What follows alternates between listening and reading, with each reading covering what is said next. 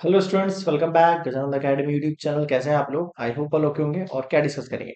देखो स्टूडेंट्स, इससे पहले हमने आपके 6 चैप्टर्स हैं वो कंप्लीट कर लिए हैं। और आज हम स्टार्ट करने वाले हैं चैप्टर नंबर 7, ट्राइंगल जो है उसका कुछ इंट्रोडक्शन पार्ट।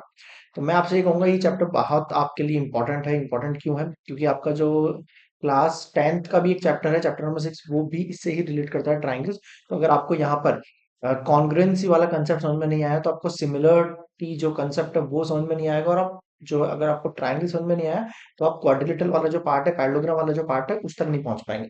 तो ये चैप्टर आपको बहुत अच्छे से, बहुत बारीकी सीखना है। तो पहले उसका कुछ इंट्रोडक्शन पार्ट बताता हूँ मैं आपको। ट्राइंगल्स के अंदर जो आज हम पढ़ने वाले हैं कॉन्ग्रुएंसी पार्ट, वो है क्या एक्चुअल? देखो, पहले ये समझो कि कॉन्ग्रुएंसी ऑफ ट्राइंगल्स के अंदर क्या होता है।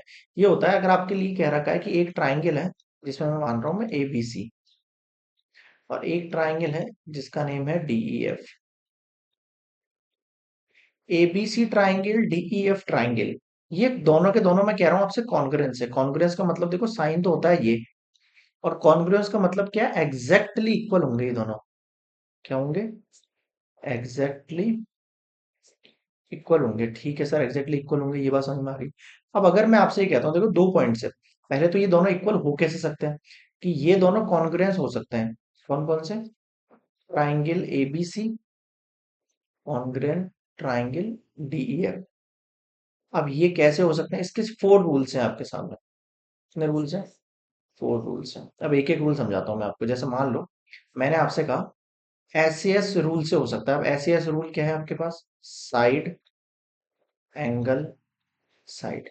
जैसे कि अगर किसी ट्राइंगल की दो साइड और उन दोनों के, जैसे ये साइड और ये साइड इक्वल है आपकी, और ये वाली साइड और ये वाली साइड भी इक्वल है, और उन दोनों के बीच का एक एक एंगल दोनों इक्वल है, तो आप कह सकते हो SAS के थ्रू ये ट्राइंगल इस ट्राइंगल के कॉन्ग्रुएंस हो जाएगा। ठीक है सर, ये बात समझ में आ गई। अब मेरी बात समझ लो। अब मैं आपको एक एक प्रॉपर्टी का वैसे रूल करवाऊंगा, अलग से प्रूफ करवाऊंगा ना। अभी आप एक बार ये समझ लो कि कौन कौन सी प्रॉपर्टी है जो इसमें रूल मतलब यूज हो सकती है। पहले आपको ये समझना जरूरी है। क्लियर है? और देखेंगे, अगर आप यहाँ पे एक और रूल देखेंगे हम, सेकंड रूल।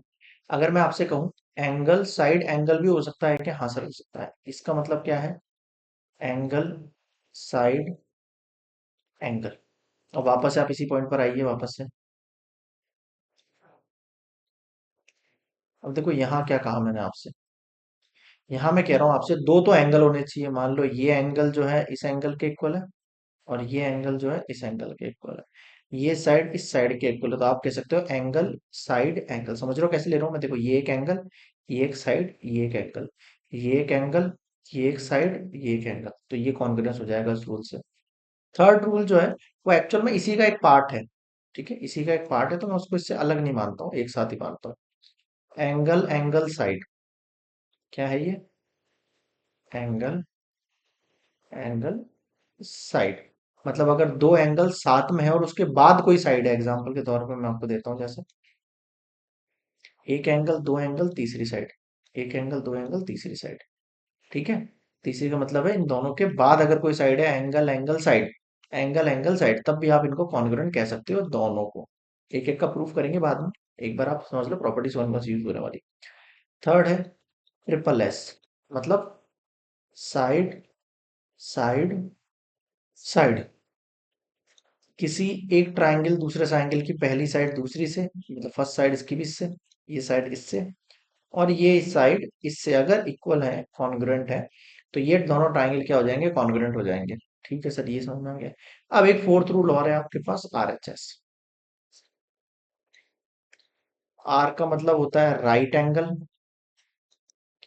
H का मतलब होता है आपके पास हाइपोटेनस, और इसके अलावा एक बच गई साइड। कहने का मतलब, अगर एक राइट ट्राइंगल है और दूसरा राइट ट्राइंगल, यानी कि एक के अंदर 90 डिग्री, तो दूसरे में भी 90 डिग्री होना चाहिए। राइट एंगल हो गया।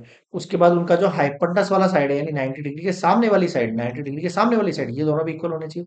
और बची भी दो साइड बच गई, उनमें से कोई भी एक साइड का पेयर, या तो ये साइड इस साइड के इक्वल हो तो भी चल जाएगा, और अगर ये वाली साइड है और इस साइड के इक्वल है तो भी चल जाएगा। बताओ, समझ में आ गया? इस कंडीशन में आप इन दोनों को क्या कह सकते हो? कॉन्ग्रुएंट कह सकते हो।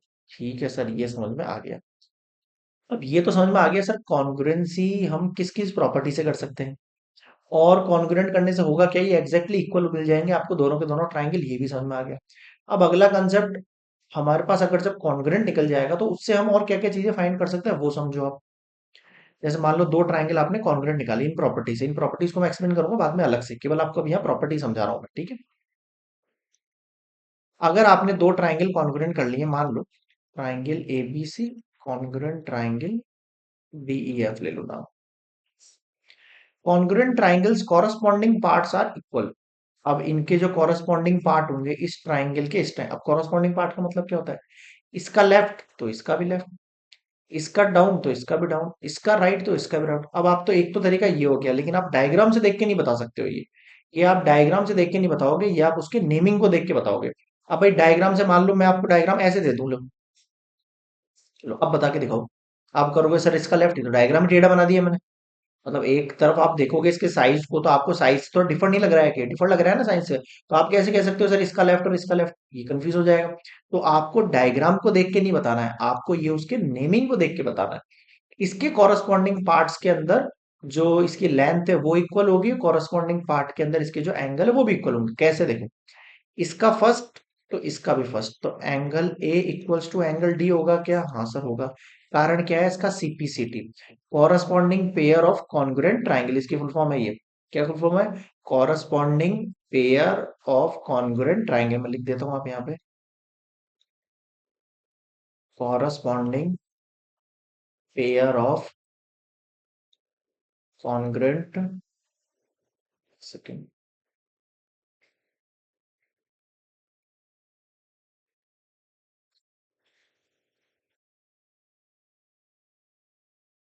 अब मैं कहूंगा angle B equals to angle D, sorry angle B equals to angle E, इसका सेकंड तो इसका भी सेकंड, और angle C equals to angle F. अब आपको ये नेमिंग, अगर मान लो यहाँ पे ये ए बी सी ऐसे लिखा होता, डी ई एफ ऐसे लिखा होता, अब आप क्या करते, ए के इक्वल क्या ई कर देते क्या, गड़बड़ हो जाता ना मामला। तो आपको डायग्राम को देख के नहीं बतानी कॉन्ग्रुएंसी, आपको कॉरस्पॉन्डिंग पेयर जो बताना है वो इसके नेम को देख के बनाना है। ये तो हो गया एंगल्स के लिए, ठीक है सर। अब मैं बता रहा हूँ आपको साइड्स के लिए भी। साइड्स के लिए कैसे बताओगे सर, साइड का मतलब है स्टार्टिंग का एक पेयर, देखो आप इसको, ये हटाता हूँ मैं यहाँ से, देखो स्टार्टिंग का A B equals to D E, क्या कह रहा हूँ, A B equals to D E, इसका रीजन भी सीपीसीटी है। अब इसके बाद वाला पेयर देखो, B C equals to E F, B C equals to E F, इसका रीजन भी सीपीसीटी है। अब लास्ट से फर्स्ट ए सी लिखो इसको चाहो तो, या सी ए लिखो, और इधर से एफ डी, इसका रीजन भी सिंप्लिसिटी है। अब मुझे बताओ समझ में आया क्या, हाँ सर आ गए। और अगर मैं आपको ये पेयर दे दूं साइड्स के, और बोलूं ट्रायंगल का नाम लिख के दिखाओ, तो आपको ऐसी नेमिंग भी ऐसी बनानी है। देखो स्टार्टिंग वाले तीन उठाओ, A B C, A B C congruent triangle, D E F, D E F. अगर आपने नेमिंग यहाँ पे गलत लिख दिया, अपनी मर्जी से डी एफ डी लिख दिया, तो आपका सॉल्यूशन गलत हो जाएगा। तो नेमिंग जो है वो कॉरस्पॉन्डिंग साइड्स और कॉरस्पॉन्डिंग एंगल्स के अकॉर्डिंग ही लिखी हुई होनी चाहिए, तभी आपका जो रिटर्न आपने लिखा है वो सही माना जाएगा। आप डीई एफ की जगह मान लो डी एफ ई लिख दो ना, तो गलत हो जाएगा मामला। आपको यही लिखना पड़ेगा। बताओ समझ में आया क्या, हाँ सर आ गया समझ, क्लियर है मामला। तो कुछ समझ में आया आपको कि कैसे आपको दो ट्राइंगल्स को कॉन्ग्रुएंट करना है इन प्रॉपर्टीज से, ठीक है। कौन कौन सी हो गई, एस ए एस हो गई, ए एस ए हो गई, ए एस हो गई, वो इसी का पार्ट है, अलग भी मानते हैं कुछ टीचर्स इसको, आप एक सेम में भी ले सकते हो। ये ट्रिपल एस हो गई और एक आर एच एस हो गई। हम इसको फोर प्रॉपर्टीज पढ़ते हैं, कुछ लोग इसको फाइव प्रॉपर्टीज पढ़ते हैं।